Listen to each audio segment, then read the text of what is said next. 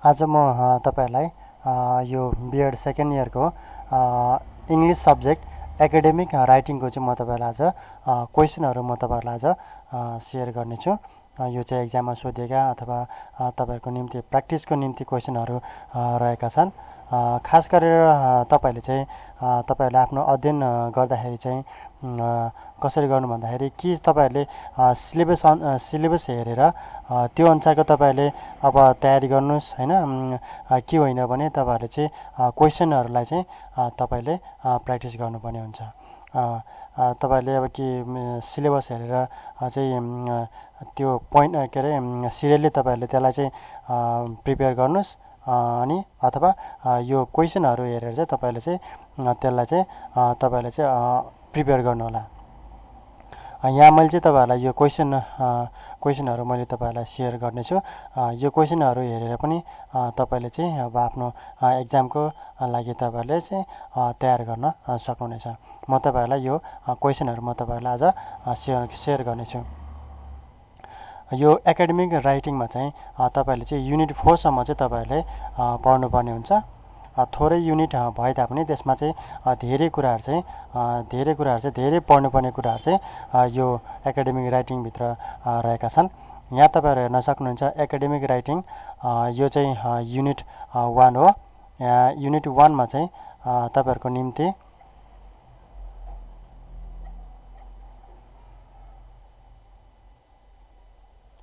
36 वटा क्वेशनहरु चाहिँ यहाँनिर रहेका छन्। म तपाईहरुलाई यो एक एक गरेर म तपाईहरुलाई यसो बताउने छु। यो म पढ्ने छु लाई 1 मा छ what is academic writing, write some features of it. 2 मा what is academic writing structure, academic writing structure elaborate. त्यसैगरी distinguish between academic writing and personal writing. 4 ma what types of grammatical features are found in academic writing and non-academic writing. त्यसैगरी 5 मा discuss the things that should be considered to being academic writing. त्यसैगरी अर्को रहेको छ describe the term plagiarism and mention the techniques to avoid it. 7 मा रहेको छ what types of activities are considered as plagiarism. त्यसैगरी discuss the types of plagiarism. 9 मा briefly discuss the elements of academic writing or list and explain the elements of academic writing. 10 मा रहेको छ what are the different ways of presenting discussion. 11 मा रहेको छ explain cause and effect as an element of writing with examples. 12 मा what is question, how does it play an important role in academic writing. 13 मा how is comparison formed as suggested by Bailey 2010. define generalization, discuss the ways of making generalization. त्यसैगरी 15 मा write short notes on the following.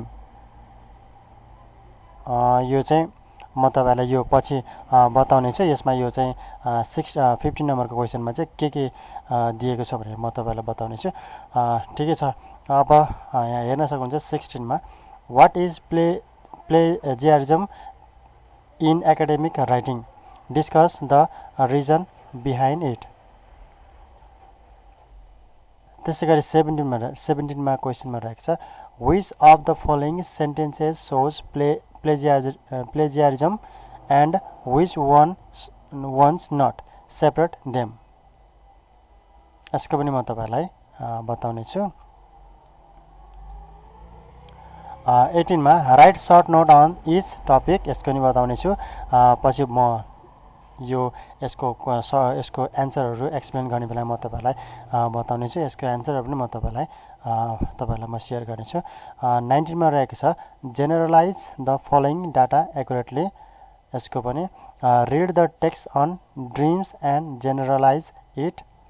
अनि 21 मा what is a reference in academic writing and why and how is it written. त्यसैगरी यहाँ अर्को रहेको छ rewrite the following reference bibliography in the standard format according to APF system. 23 मा rewrite the following references format according to MLA system. 14 मा explain the three main systems of reference used in academic writing. Bailey 2010. 25 मा रहेको छ discuss some academic writing styles in brief. Mention some guidelines rules to develop a suitable style in academic writing according to Bailey 2010. 27 मा रहेको छ what is research for academic writing. Illustrate the structure of a research paper. 28 मा introduce the language of classification. 29 मा explain the two patterns of comparison and contrast as suggested by Hemp, Lyons and Aisley 2008. 30 मा explain the language to use when comparing and contrasting. 31 मा mention what kinds of language structure are used in writing definition or discuss the language structure of definition in brief.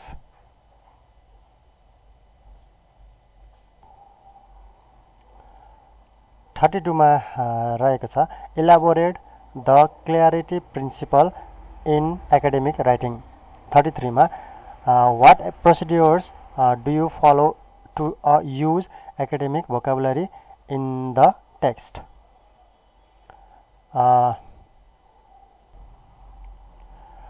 त्यसैगरी 34 मा differentiate restrictive and non-restrictive clauses. 35 मा define the honesty principle and generalization in academic writing. Also mention their relationship. 36 मा what is hazing in academic writing. Explain in it with examples.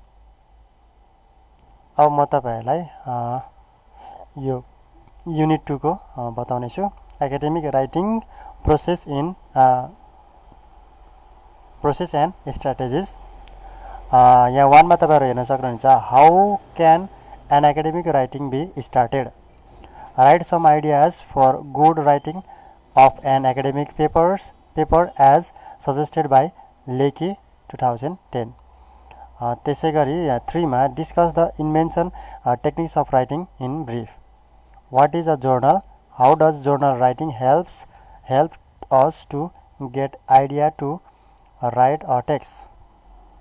त्यसैगरी 5 मा getting feedback is as one of the techniques of writing an academic text explain. 6 मा रहेको छ give some reasons of writing academic paper. What are the processes of writing? Briefly discuss the procedures of giving and taking feedback. What is clustering in invention techniques? Discuss with an example. त्यसैगरी अर्को रहेको छ 10 मा question 10 मा present the usual pattern of a typical academic essay mentioned by Leakey. 11 मा रहेको छ what is paragraph? Discuss the features of good paragraph. What is topic sentence in paragraph? Discuss with examples. Discuss the different types of question.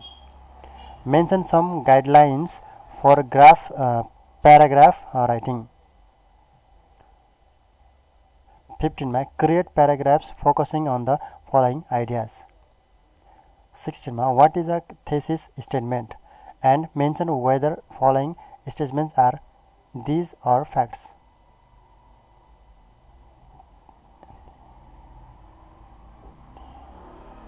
17 मा what are the ways of developing and shaping ideas to prepare a first draft of a test.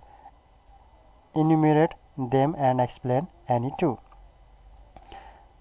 18 मा how do you arrange supporting material in a draft of the text. 19 मा in a paragraph we write the main idea with supporting details Discuss the types of supporting materials with their purpose. 20 मा what are the functions of the introduction of a text? Briefly discuss them. 21 मा for developing and shaping ideas in our writing assignment we use different inventions. Discuss them briefly. Illustrate the pattern of a typical academic essay with examples. Explain how we begin and end drafts.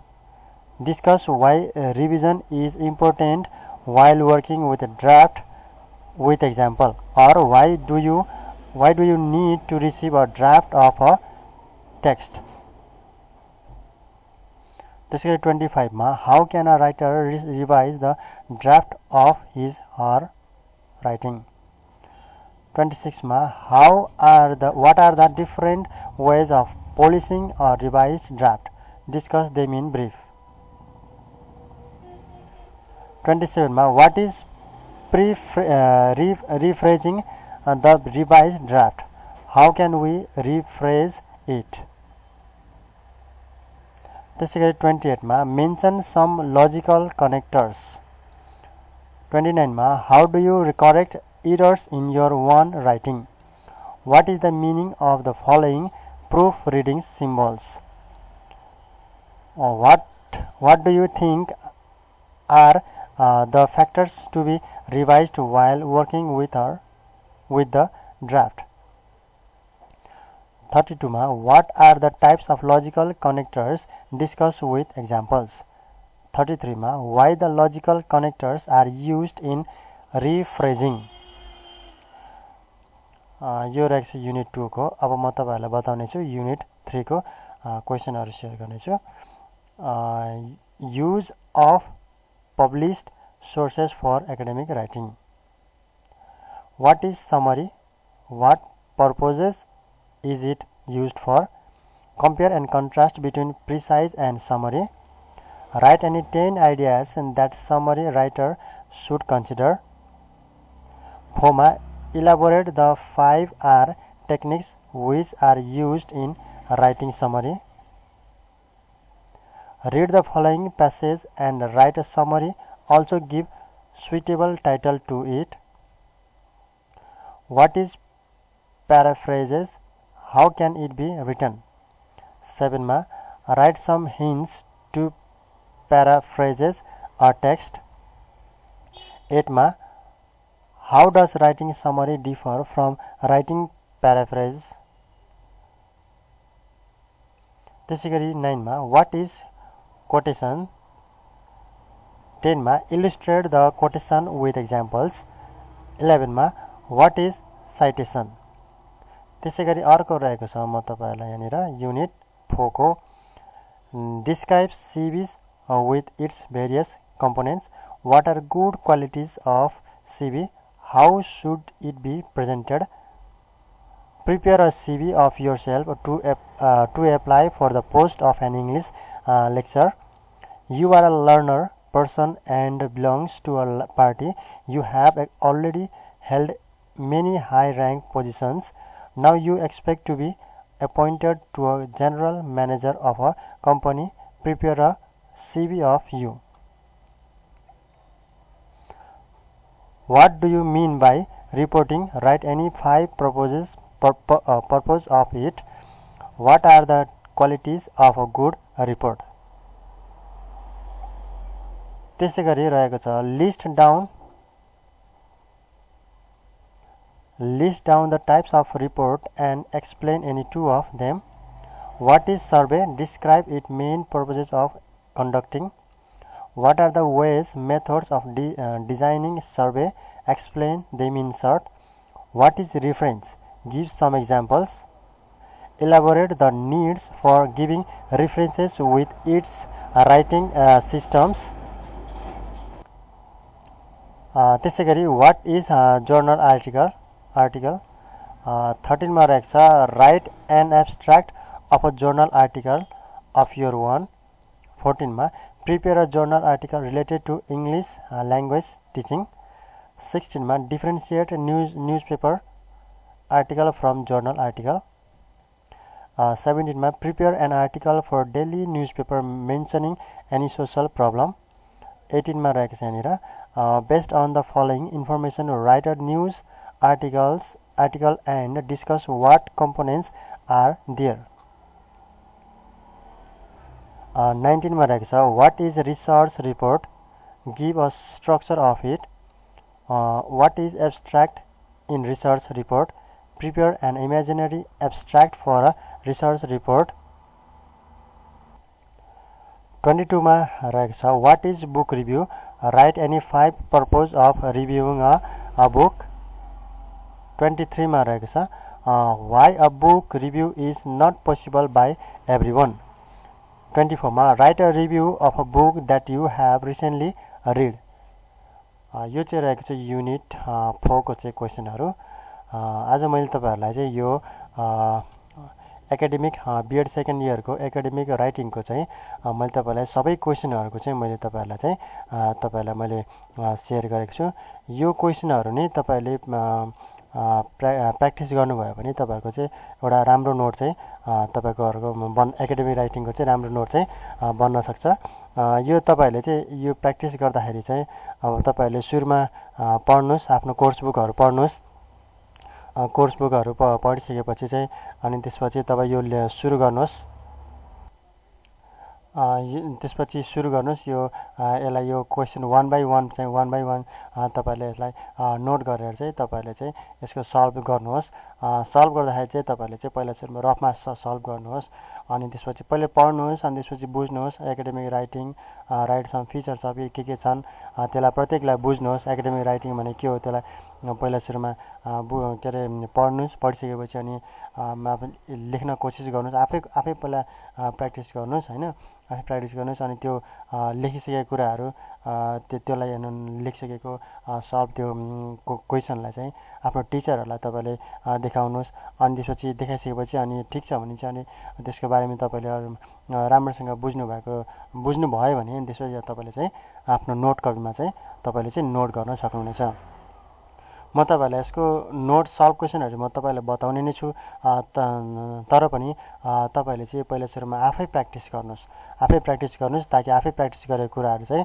तपाईलाई चाहिँ धेरै समयसम्म याद हुन्छ हैन त्यही कारणले गर्दाखेरि पहिला सुरुमा यो क्वेशनहरुलाई चाहिँ तपाईले चाहिँ 1 बाइ 1 चाहिँ सल्भ गर्नुहोस् अनि त्यसपछि यो सल्भ गरिसकेपछि तपाईहरुलाई चाहिँ यसको बारेमा चाहिँ तपाईले धेरै कुराहरु बुझ्नुहुनेछ